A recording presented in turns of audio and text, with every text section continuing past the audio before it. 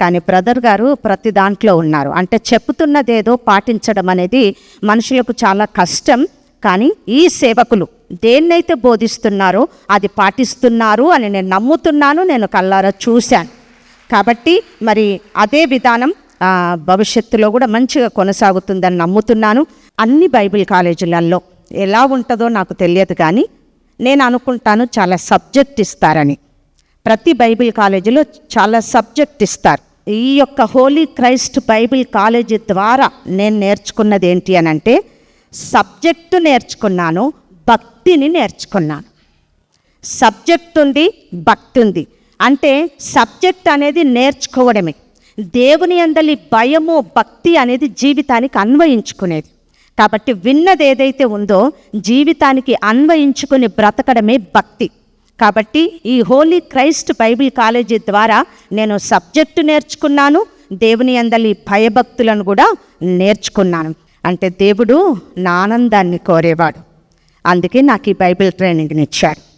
దేవుడు నా కోరికలు తీర్చేవాడు, అందుకే నాకు ఈ బైబిల్ ట్రైనింగ్ ఇచ్చేవాడు. అంతేకాదు దూరం అవుతున్న తరుణంలో, అంటే నేను దేవునికి దూరమైపోతున్నానేమో అనే మనస్తాపములో ఉన్నప్పుడు ఆయనకు దూరము కాకుండా దగ్గరగా చేర్చుకోవడానికి ఈ బైబిల్ క్లాస్ నా జీవితంలో వ్యక్తిగతంగా చాలా ఉపయోగపడింది. అందుకే దేవునికి నేను ఎల్లవెల్లలా కృతజ్ఞతాస్తుతులు చెల్లిస్తూ ఉన్నాను. ఆయనది క్రియలున్న ప్రేమ, ఆ క్రియలున్న ప్రేమ పొందడం నిజమైన ధన్యత నాది.